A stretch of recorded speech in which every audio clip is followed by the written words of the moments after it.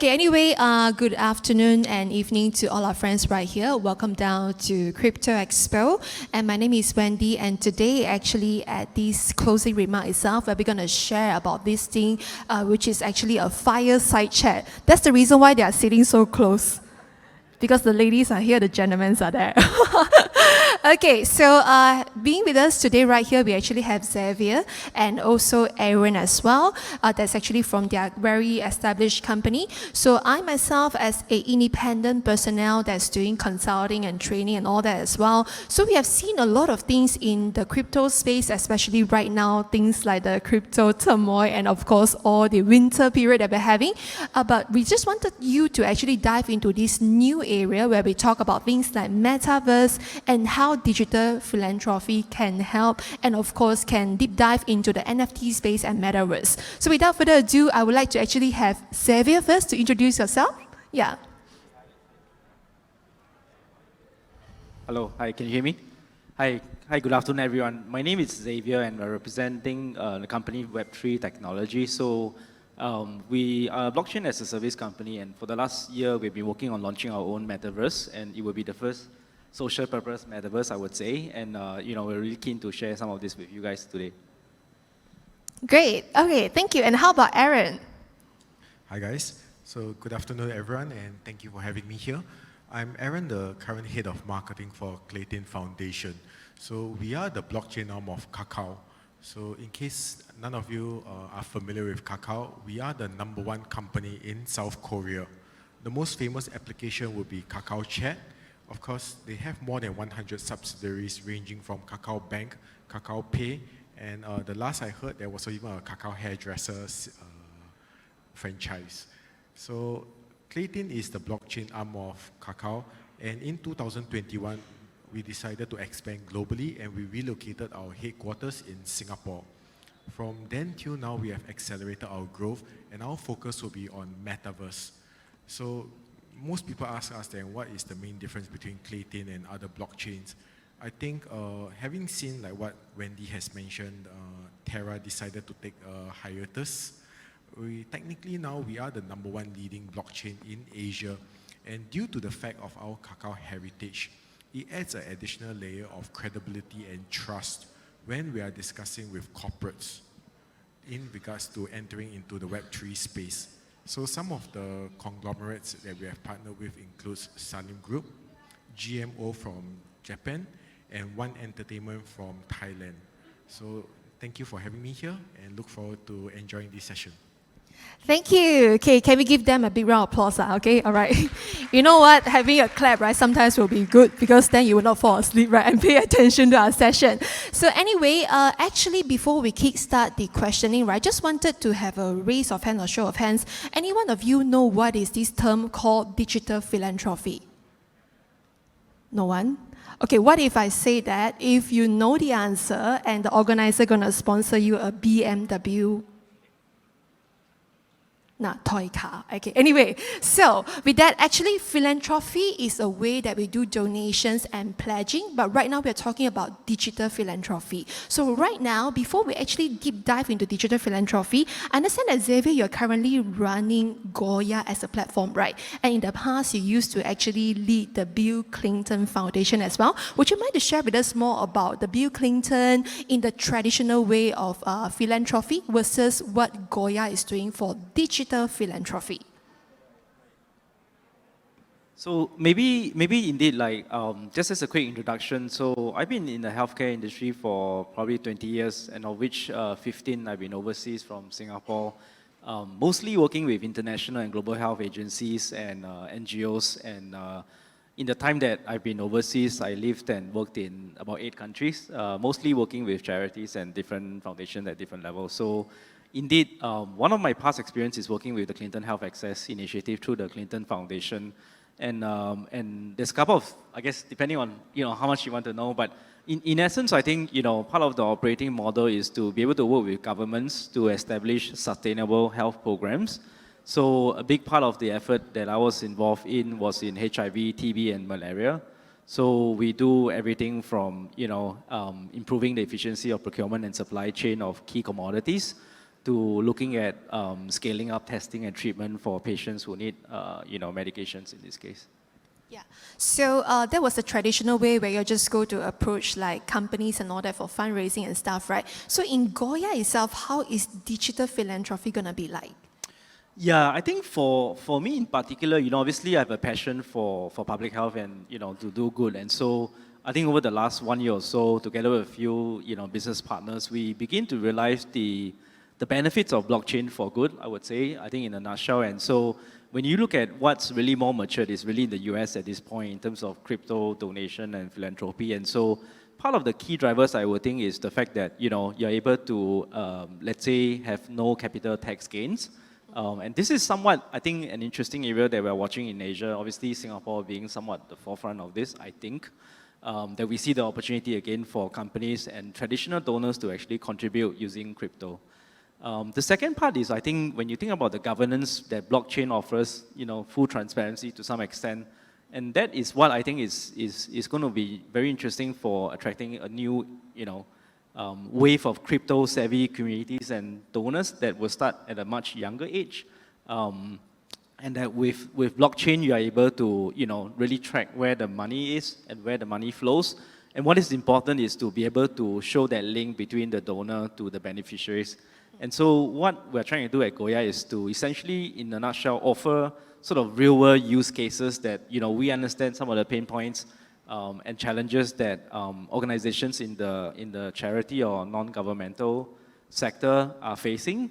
And we want to be able to essentially leverage, Web3, including NFTs, but also going beyond NFTs to look at tokenization of assets, for example. And that's, I think, it's a very interesting emerging trend that, we're able to sort of channel some of the wealth that has been created in crypto to be able to direct them to places, that will be most meaningful and impactful. All right, that sounds like a big game plan, right? So I want to point the time to Aaron itself. Okay, Aaron being like Korea's #1 blockchain company, do you think this is something that is possible? And if it's possible, how will things like Metaverse and NFT actually aid in digital philanthropy? Got it. I think that's a very good question, and Xavier has actually shared a lot of salient points. With regards to NFT, I think what we need to recognize is that NFT is a digital certificate for authentication. It is a lot more than a JPEG file. So let this sit in and absorb it. NFT is more than a JPEG file. Recently, Vitalik, the founder of Ethereum, came up with this concept of soul-bound tokens. Basically, he borrowed a lot of the concepts of why he built Ethereum from World of Warcraft. And within this soul-bound token, think of it like what Xavier was mentioning. How do we ensure traceability, transparency, and governance within charity itself or digital philanthropy? And yet, within the blockchain space itself, it's all about anonymity. Nobody wants to be doxxed or reviewed in terms of who you exactly are. So one thing what we can do is leveraging on this concept, NFT as a digital identity.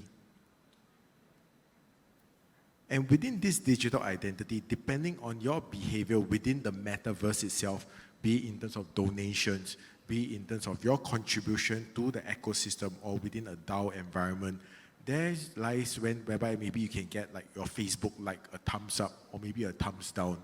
And in that sense, within the metaverse itself, this then shows you that, oh, this guy, even though he's anonymous, but yet we do know that as a digital identity, as an avatar, he has actually contributed for the good, maybe within blockchain for good or NFT for good, to the better of society.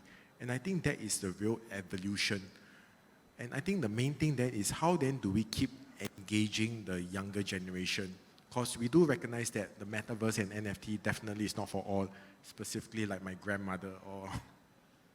So what we want to do is really keep up to pace with the next generation. And how then do we harness the technology for the betterment of society? Okay, great. That's interesting. Okay, so I would like to actually pan the attention to the second question over here, which is actually how Goya is so different from the other digital philanthropy platform that. So I think if you look at the landscape for philanthropy in let's say the metaverse or crypto, there are really three key segments or three key areas. One is what we call donor advised funds, where essentially a public charity is established to be able to work with donors, and then thereafter, direct some of the intent of the donors to the right beneficiaries. So that's the first one. The second one, I think it's where you look at charity coins, right? So native currencies are created around a specific use case. And the third one is more traditional, let's say, foundations that are now starting to accept or work with crypto. So in essence, I think what we're trying to do is to take the best of these three, let's say, use case, and create what we call the first social purpose metaverse that has a core fundamental goal of directing some of this wealth, as I mentioned, to organizations that would benefit from this. And I would say that at this point, one of the unique key features or the way we have set this up, right, is that we have established a public charity entity, which is a company limited by guarantee, registered in Singapore to actually manage the monies that are contributed through the donors advised funds. And so this is probably one of the first ones that I am aware of, at least in the region. And you separate essentially, in some way, some of the risk with the commercial entity that is running the NFT marketplace, for example, and then transfer that, so that the money is then parked separately and managed, regulated separately with the usual governance under public charities, at least in the context of Singapore. So that's the first thing that we are doing. The second one is that we will also want to, as to your point, go beyond digital art or NFT as digital art. Obviously, we will launch an NFT marketplace. And I think it's probably not unique, but I would say that at least in Asia, we want to be the largest charity NFT.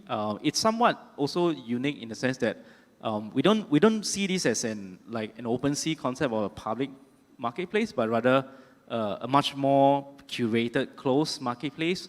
And so what that means is that we want to be able to assure to users or participants of the metaverse or marketplace to know that the artists, the creatives, or the NGOs that are generating, let's say, the NFTs on the platform are in fact sort of validated and of a certain credible source, let's say at least, right? So that's something that we are doing as well. And the third one is that as we are doing the marketplace, for example, we want to already leverage the unique experience that the metaverse can bring in. So this is something that obviously is on our roadmap. And what that means is that, as you are, let's say, contributing to a particular charity in Indonesia, for example, where we are looking at sanitation projects, we are able to recreate, let's say, the progress of the works in Indonesia on the metaverse. And so the beneficiaries can actually directly engage with the donors through that environment.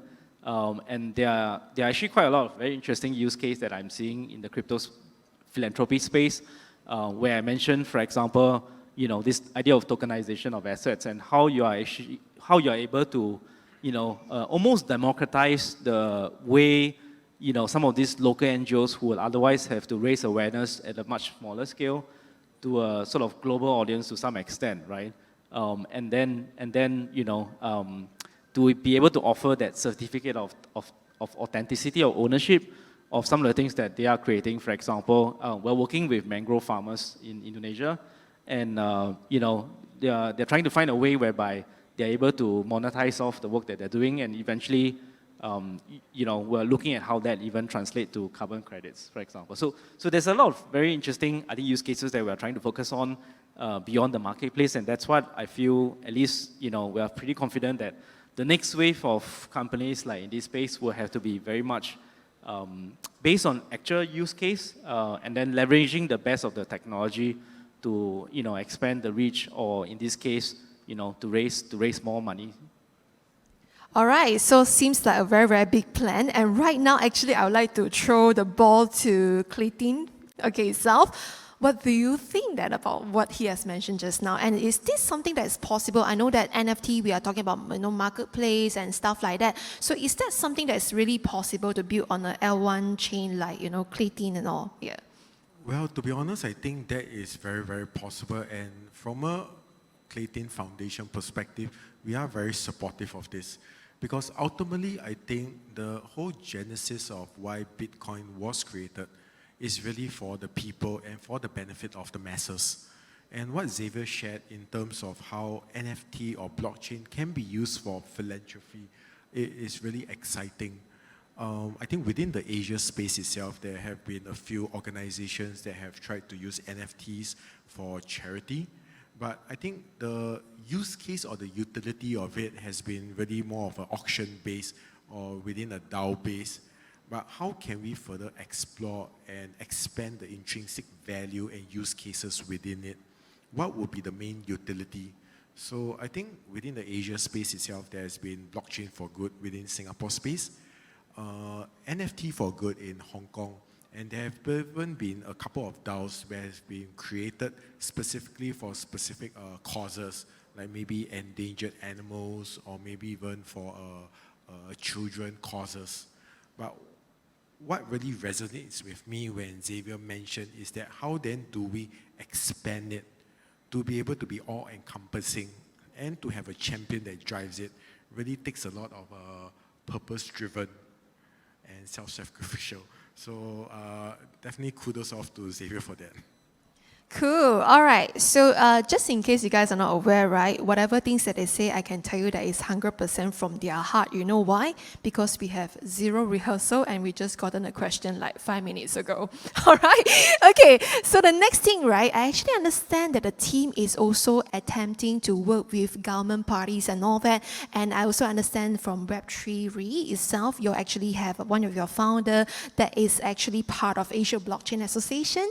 And there's going to be a partnership very soon with the Singapore government, which is actually called the National Volunteer and Philanthropy Center.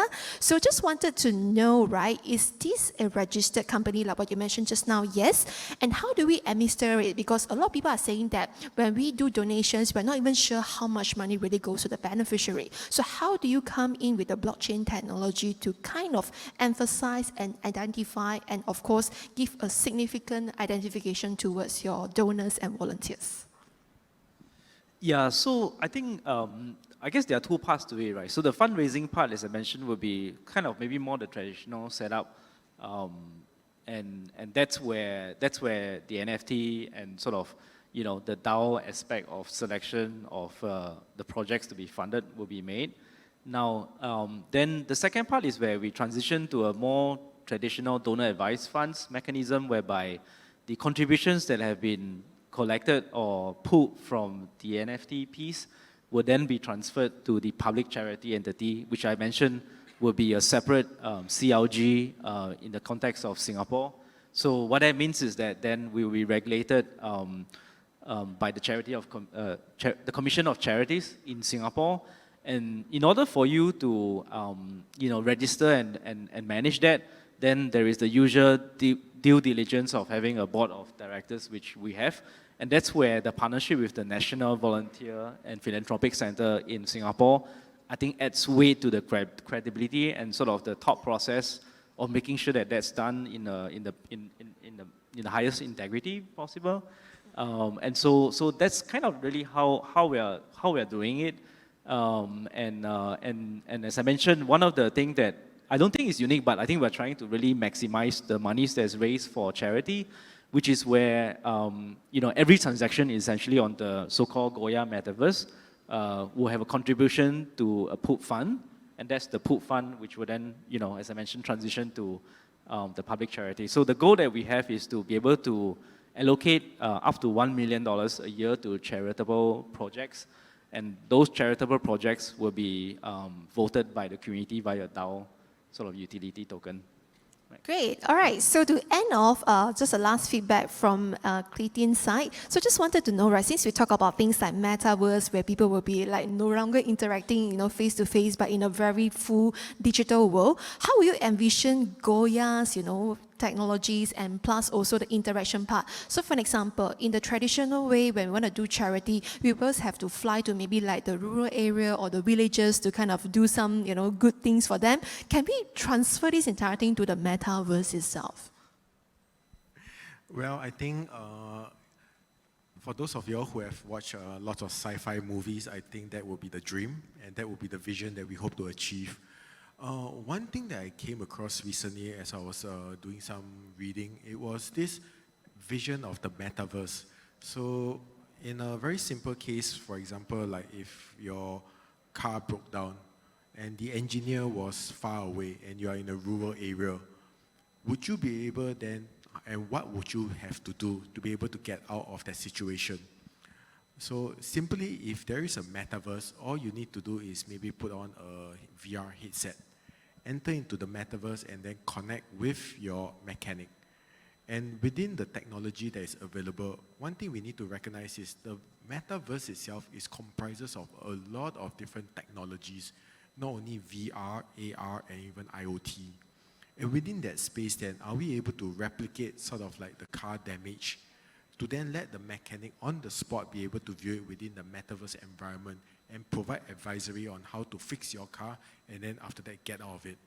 Similar to, I think, philanthropy or maybe education use cases, we can actually create sort of like a similar environment. In today's case, I think there is a lot of education platform, but it's a lot of video call, a lot of video conferencing. How then do we take it one notch higher? Not only in terms of tracking, governance, and compliance, but also in terms of the reality. And I believe that the metaverse would be able to provide that kind of experience. So last off, just before we end off, how many of y'all have heard of Travis Scott? Travis Scott. We got someone raising his hand. So I think he should be below 35 years old. The rest of your boomer generation. So Travis Scott is a Grammy Award-winning rapper, musician.